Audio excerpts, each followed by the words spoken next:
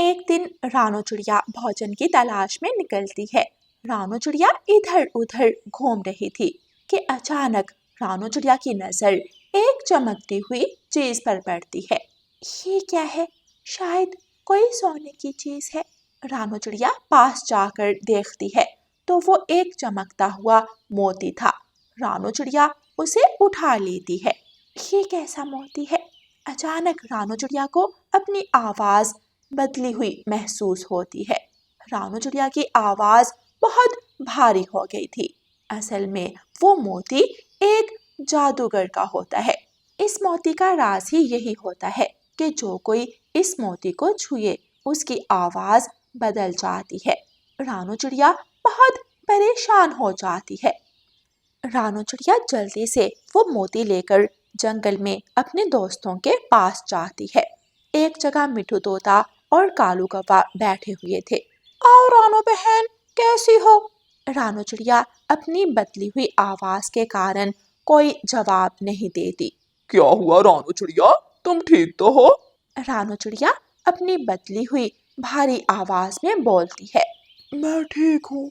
अभी रानो चिड़िया इतना ही बोली थी कि कालू कौवा और मिठू तोता डर जाते हैं। रानो चिड़िया, तुम्हारी आवाज को क्या हुआ?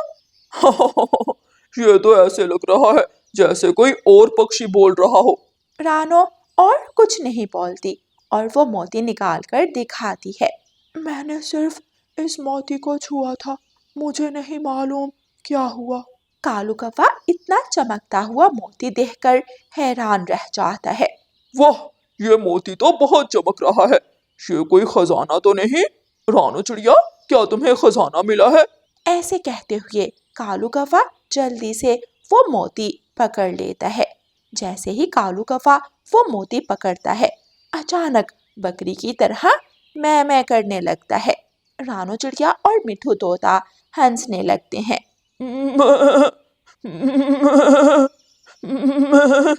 क्या करूं? ये मेरे साथ क्या हुआ? मेरी आवाज भी इसीलिए बदली थी। ये लो मिठू। ऐसे कहते हुए कालू कौवा वो मोती मिठू की तरफ फेंक देता है और मिठू के पर मोती जा लगता है। मियाऊ मियाऊ, हाय, जोर से मारा। मिठू तोता तो बिल्ली की तरह म्याऊ म्याऊ करने लगता है। तुम बिल्ली की तरह बोल रहे हो। मियाऊ मियाऊ, और तुम बकरी की तरह मियाऊ। ये मजाक का समय नहीं है, चलो साधु पक्षी के पास चलते हैं। तीनों पक्षी जा रहे थे कि रास्ते में उन्हें शिकारी आता हुआ दिखाई देता है। तीनों दोस्त जल्दी से घने पेड़ों के पत्तों में छुप जाते हैं। आज इस शिकारी की खैर नहीं। कालू कौवा बकरी की आवाजें निकालता है। मिठू तोता बहुत मुश्किल से अपनी हंसी कंट्रोल करता है। तुम क्यों हंस रहे हो मिठू? तुम भी तो बिल्ली की तरह म्याऊं म्याऊं करते हो। चलो दोस्तों, आज इन्हीं आवाजों से शिकारी को कंफ्यूज करते हैं। क्या मतलब रानो चिड़िया? फिर रानो चिड़िया अपना प्लान बताती है। सब पक्षी अलग अलग पेड़ों पर जाकर बैठ जाते हैं। शिकारी दूर से आता दिखाई देता है। कालू कौवा ऊंची आवाज में बकरी की आवाज निकालता है। लगता है आसपास कोई बकरी है, चलो मेरा आज का शिकार मिल गया। शिकारी आहिस्ता से उस पेड़ की तरफ जाता है, लेकिन उसे कहीं भी कोई बकरी दिखाई नहीं देती। ऊपर वाले, ये क्या है? बकरी की आवाज आई लेकिन बकरी का कोई नामो निशान नहीं है। अभी शिकारी ऐसे बोल रहा था कि कालू कौवा सामने आता है। क्यों भाई शिकारी, किसको ढूंढ रहे हो? शिकारी इतना अजीब कौवा देखकर हैरान रह जाता है। ये कौवा और बकरी की आवाज, वाह! मैं इस कौवे को पकड़ लेता हूँ, इसे अच्छे दामों बेचकर खूब पैसा कमाऊंगा। कालू कौवा शिकारी का इरादा भांप लेता है और जल्दी से घने पेड़ में छुप जाता है।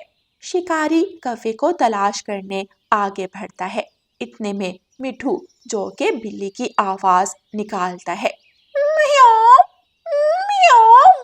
अरे ये बिल्ली की आवाज ये कहाँ से आ रही है? इतने में मिठू तोता सामने आता है।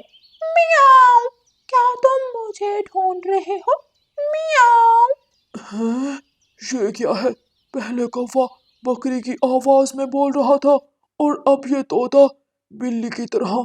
मुझे तो कोई गड़बड़ लगती है। अरे ये किसी जादूगर के पक्षी तो नहीं? इतने में रानो चिड़िया वहां आ जाती है। रानो चिड़िया अपनी भारी आवाज में बोलती है।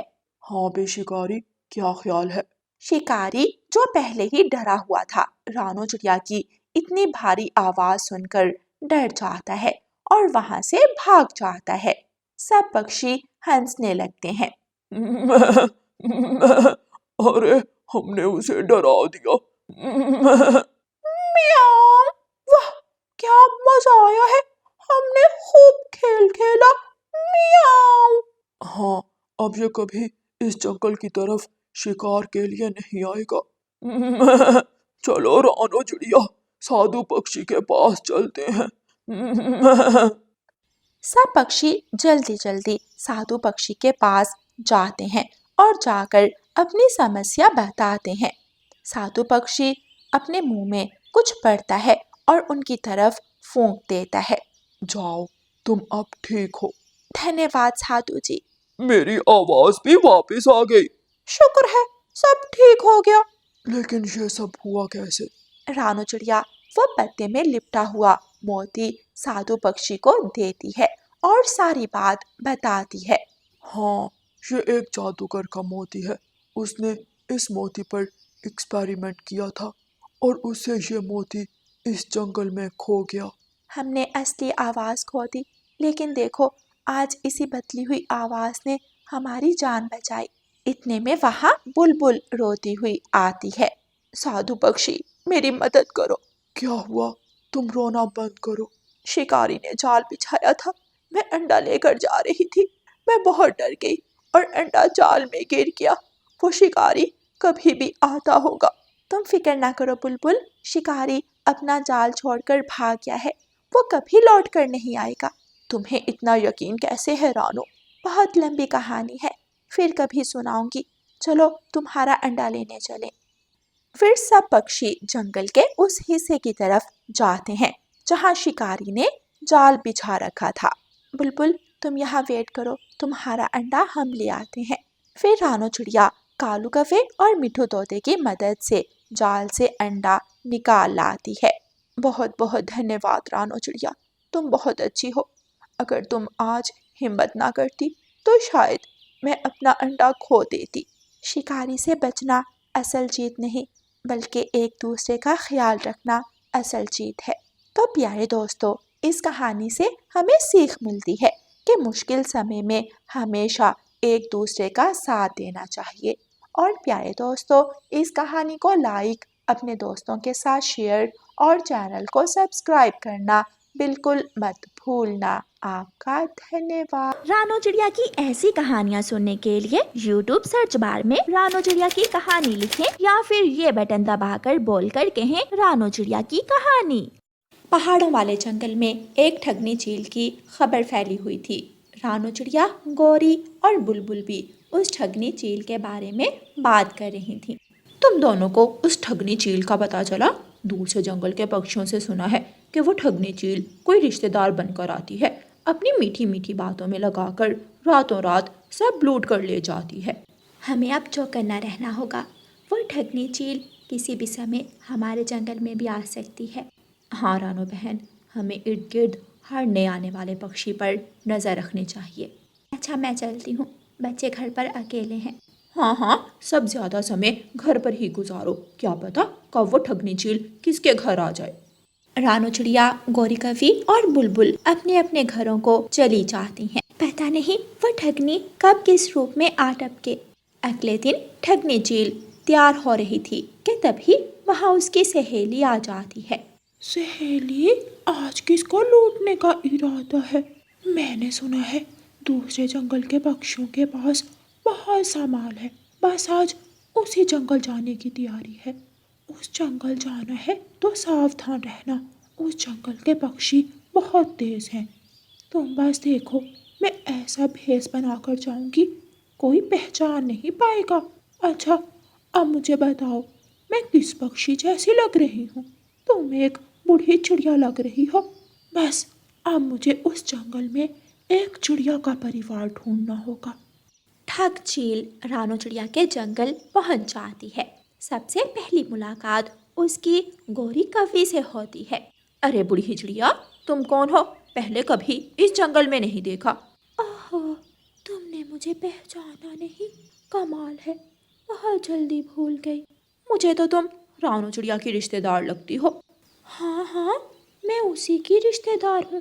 मुझे उसके घर का रास्ता दिखा दो कभी। बूढ़ी चिड़िया, गौरी नाम है मेरा, समझी? रानो के रिश्तेदार भी उसके जैसे हैं। चलो आओ, तुम्हें उसका घर बता दूँ। गौरी चील को रानो चिड़िया के घर ले जाती है। रानो चिड़िया के दरवाजे पर दस्तक देती है। रानो, दरवाज़ा खोलो, देखो तुम्हारी रिश्तेदार आई है। रानो चिड़िया दरवाज़ा खोलती है। आओ गौरी बहन, ये कौन है आपके साथ? क्या मतलब, तुम अपने रिश्तेदार को नहीं पहचानी? ओ मेरी बच्ची, आओ मेरे गले लगो। कितनी कमज़ोर हो गई हो। मैंने तो नहीं पहचाना आपको। ओहो मेरी बच्ची, तुम भूल गई मुझे। रानो चिड़िया की नज़र चील के परों पर पड़ती है। अच्छा, तो ये वही ठगनी है, अब बताती हूँ इसको। ओ, मेरी चाची आई है। माफ़ करना चाची, मैंने पहचाना नहीं आपको।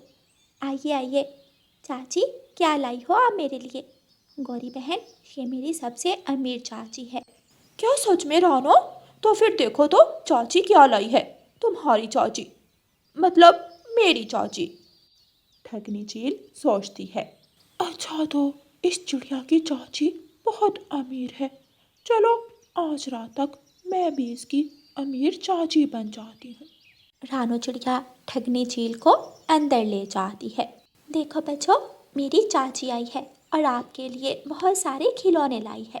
ठगनी के पास बहुत सारी चीज़ें जमा थी जिन्हें वो हालात के हिसाब से इस्तेमाल करती थी। आपसे मिलकर बहुत खुशी हुई। वाह, ये गुड़िया तो बहुत सुंदर है।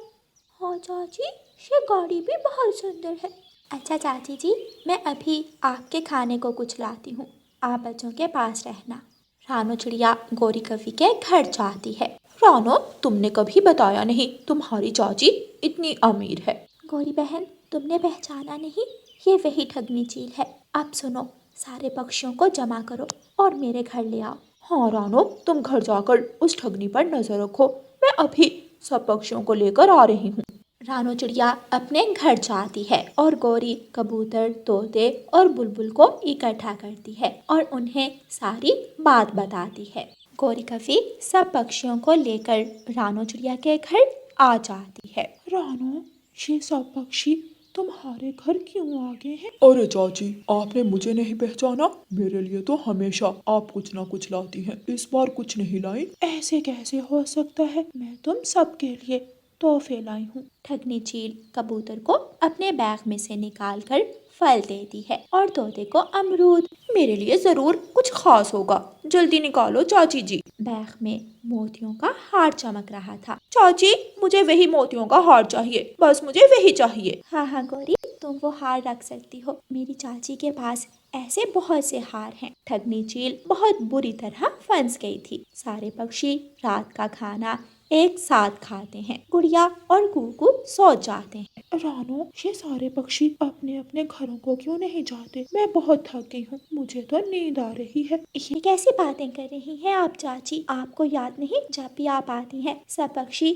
ऐसे ही एक साथ रात गुजारते हैं। ठगनी चील को तो चोरी का मौका चाहिए था, लेकिन पक्षी सोने का नाम नहीं ले रहे थे। थोड़ी देर बाद सब पक्षी सो जाते हैं, मगर रानो चिड़िया अभी तक जाग रही थी। तुम कुछ भी कर लो ठगनी, मेरे घर से तुम कुछ नहीं ले जा सकोगी। रानो चिड़िया भी आंखें बंद कर लेती है। शुक्र है ये रानू की बच्ची सोई। इसकी अलमारी की चाबी कहाँ है? ठगनी चील चाबी ढूंढने लगी है। आखिर खिड़की के पास पड़ी चाबी ठगनी को मिल जाती है। ठगनी चील रानू चिड़िया की अलमारी से सारे पैसे निकाल लेती है और घर से निकलने लगती है। रानू चिड़िया उठ जाती है। अरे चाची, इतनी भी जल्दी क्या है, थोड़ी देर और रुक जाओ हमारे साथ। सब पक्षी भी उठ जाते हैं। सब पक्षी मिलकर ठगनी चील को पिंजरे में बंद कर देते हैं। हमारे जंगल से तुम गोरी की इजाजत के बिना एक फल भी तोड़कर नहीं ले जा सकती। हाँ चाची जी,